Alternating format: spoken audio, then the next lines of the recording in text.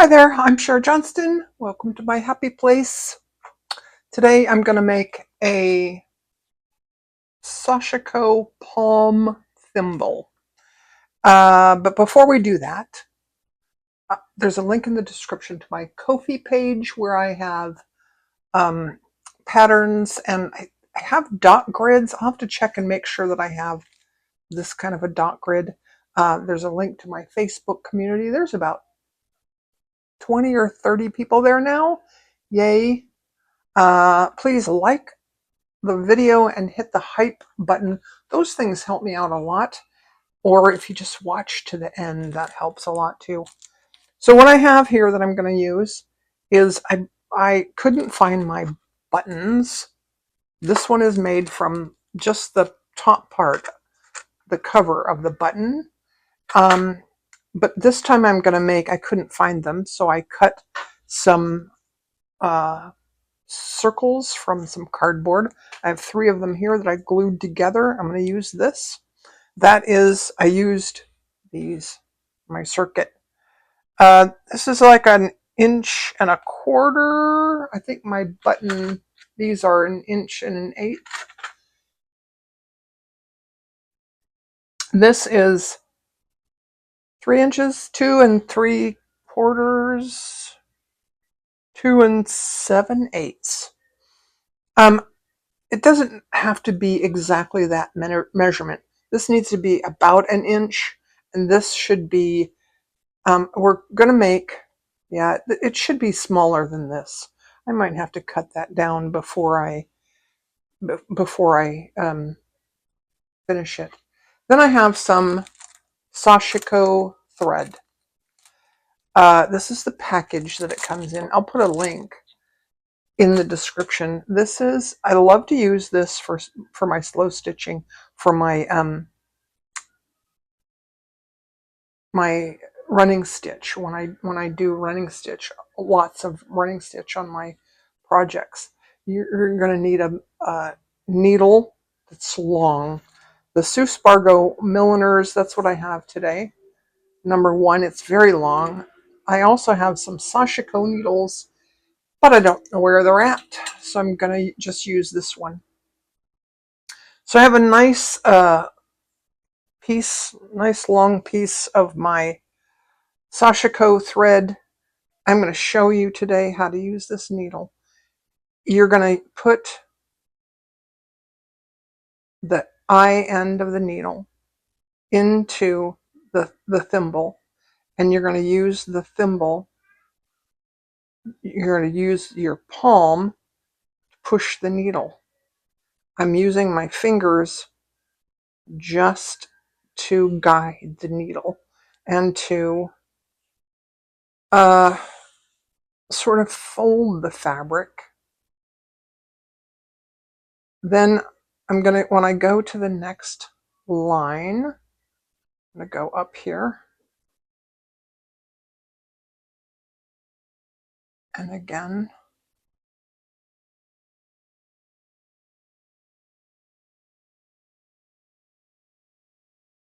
I'm using my fingers to kind of pull the fabric onto the needle, but I'm pushing with the thimble mainly.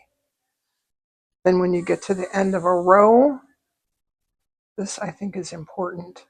Don't pull this really tight. You might want to leave just a little bit and pull the fabric. When you do slow stitching, I think that this is important.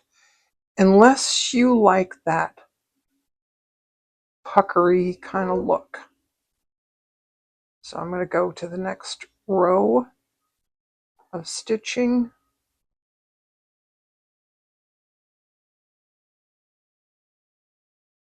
Now I made this thimble maybe 2 years ago, and I had a hard time.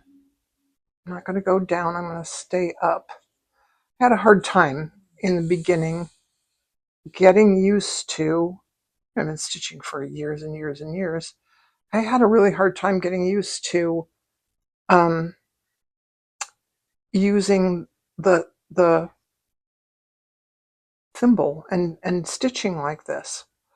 But I'm so glad that I did, because now I sit in front of the TV and I stitch. And if you do that, and your hands get, if you're old like me, your hands get a little sore. If you're not old like me, you should learn to use one of these while you're young, so that your hands don't get sore and you get like carpal tunnel or whatever, you know what I mean. So I'm gonna do a couple more and show you a little bit more. You don't really need to do this step to make this thimble. It's just to make it pretty. And if I had the option between plain and pretty, I'm going to make it pretty. Always. 100% of the time. So I'm going to stitch back and forth and back and forth and back and forth. Then I'm going to go the other direction. And then I'm going to come back and we'll do the next step. Hey, baby. Good morning. Okay, so that's done. And this is what it's going to look like. Now, to be fair, this is this side. And the side that you use is not going to be pretty. There she goes. I have a new piece of thread, and now we're gonna, if you've ever made a yo-yo or a suffolk puff, that's what this is like. I'm gonna come in from the edge, 1/4 of an inch, 3/8 of an inch, I'd say. Maybe 1/2 centimeter. And we're just gonna do a running stitch, a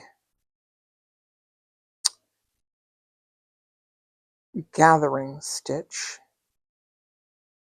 is what this is. And I think that I didn't talk about this thread enough. Now when I pull this through, I'm going to go ahead and cinch it up a little bit like that. That just makes it easier. In the end, we're going to cinch it all up like that. So this thread, you can, of course, use what you have. Use your embroidery floss. I wouldn't use pearl cotton. I mean, I guess you could if you really wanted. This thread sort of becomes part of the fabric. It's that soft. It's pure cotton. And I'm using, this used to be a pair of lucky jeans that I wore when I was younger, and my shape was not like a pear when I used to have a waist. Okay.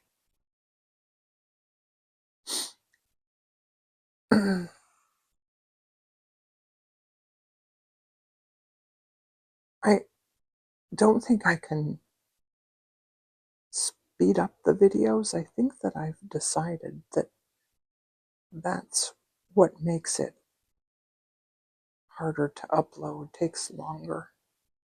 Oh, the other thing I wanted to say is that I have this new option for you to shop right here on my channel. Not that I want to make money on the shopping, but I do want to link products that I use just so that you can see what I'm using. Now, I cut a piece of felt. This is wool because I want to be able to take my needle and stick it in there like a pin cushion. And if you use felt, it's better for your needle to be stuck in felt. So I'm going to put that at the bottom,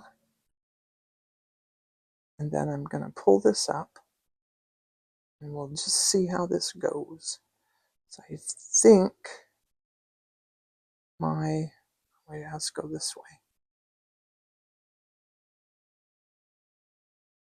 I think my circle should have been smaller, my fabric. Nope. You know what? That looks pretty good. It's a little big. That's fine. Now, this part,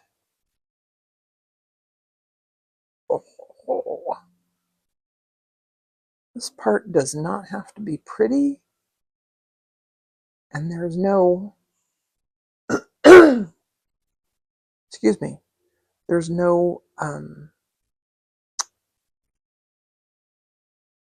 rhyme or reason to what I'm going to do next. I'm just putting some, go across over here and go through that up.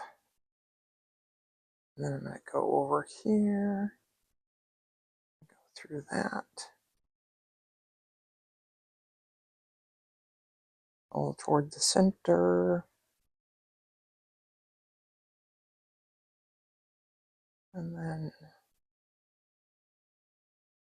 over here.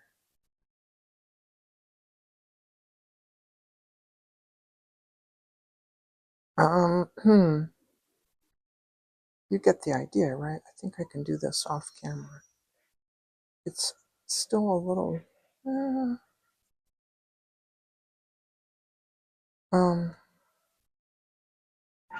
oh, it's garbage day and it's very loud outside. All right, I'm just going to continue to do this kind of thing. You know what? I want to go this direction. Pull across. There we go. Pull sort of across.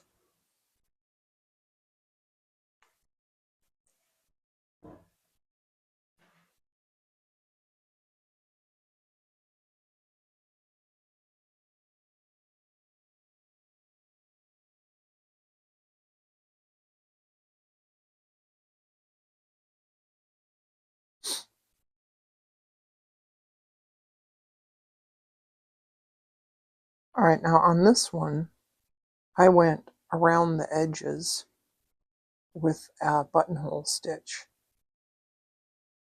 And I don't remember why. But I'm going to do a bunch of stitches here. I think the buttonhole stitch might pull it in a little more. Let's see about that.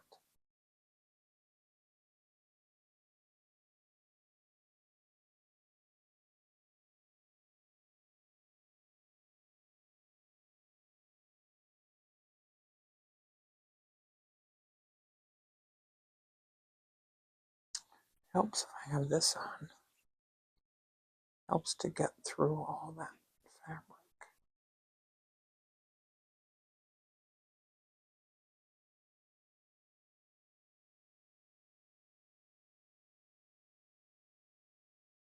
Okay, I'm gonna do this off camera and just come back because I'm gonna just put in some buttonhole stitches and just trying to cinch this up a bit. And it's not hard, it's just going to take a while. I just had a thought. I don't know why I didn't think of it earlier, but I could put a suffolk puff there. These always used to be yo-yos to me, but I think suffolk puff sounds a lot better. Right now, this is already built up so much in the center that putting this on top would be too much. It would just add too much bulk. But that's a thought for maybe next time. So, the next step is to sew it to some elastic. Now, this is supposed to be sewn to 1/4 inch elastic, and I couldn't find any, and I didn't want to go out and buy that because I know I have some somewhere, right? So I put it on this, and it kind of it irritates me here and here. So I have the thought, excuse me, I had the thought that I could put it on a ring. If I had a ring that was a little bit too big for me, then it it might fit very comfortably. And I had a ring like this that I was thinking about. Then I remembered that I have this. It's a silly little thing. It's a cutter. It's I first saw this. Jennifer Clouston has one, but hers is pretty. This is just wow. It's a bit much, but I could sew this there. See? So and I think you could sew it right in the middle of that. This works best for me to sew it on the edge of that. So, and that's going to work well for me. So one thing is I want to make sure that I have a brand new piece of thread, because if it doesn't work out and I want to remove it, then I can. This, I used one piece of thread, and if I remove it, I'm afraid it'll all come unraveled. So I want this off so I can test it. So this has this Velcro thingy, and I think what I'm going to do is just go around it. I suppose I could sew it like that, and then that would be the part that you see.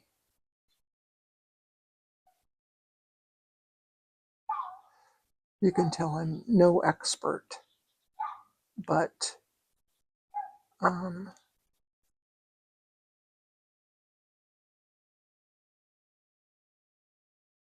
only done this once, so okay, so that's what I'm going to do. I'm going to put it, and it doesn't have to be, I'm going to put it this way up. Again, it doesn't really have to be pretty, but when given the option, why not? All right, I don't want that little tail.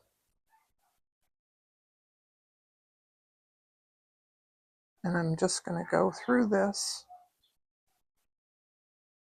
like 2 or 3 times.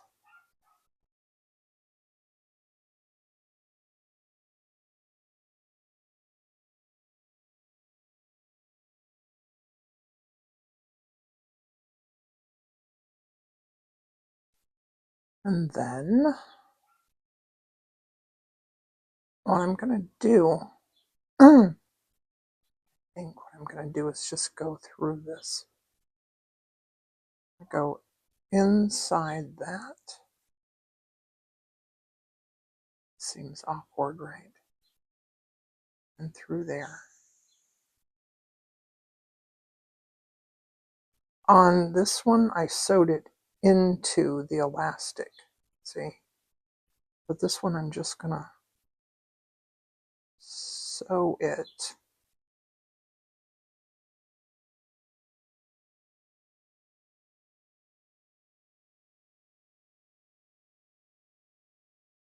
around this thing, because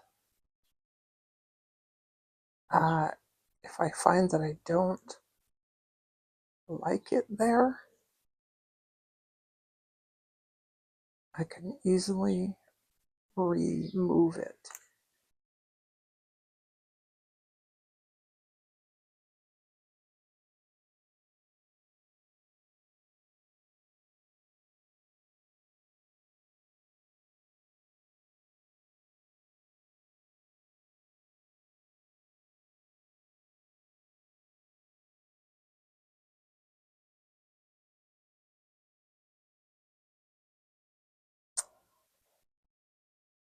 It's getting kind of thick in there. Go.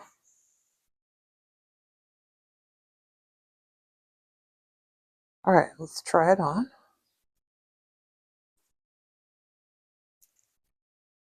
Oh, yes. Yes, yes, yes.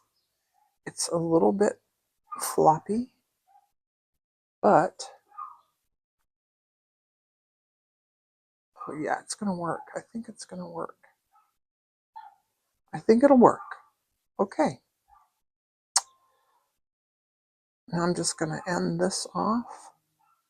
Let's go to the back here and end this off. It doesn't have to be pretty. I might, after I use it a little bit and make sure that I like it, I might just put a suffolk puff on the back there. A nice thin one. I might have to make another one of these now.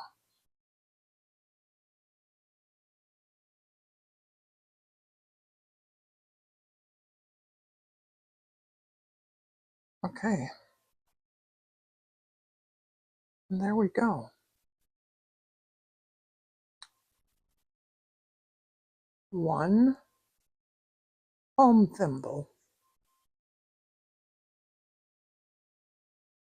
And I'll I got this on Amazon. I'll try to find that link too. You know what? It should be closer up like that. Yeah. Closer to the center than right on the edge.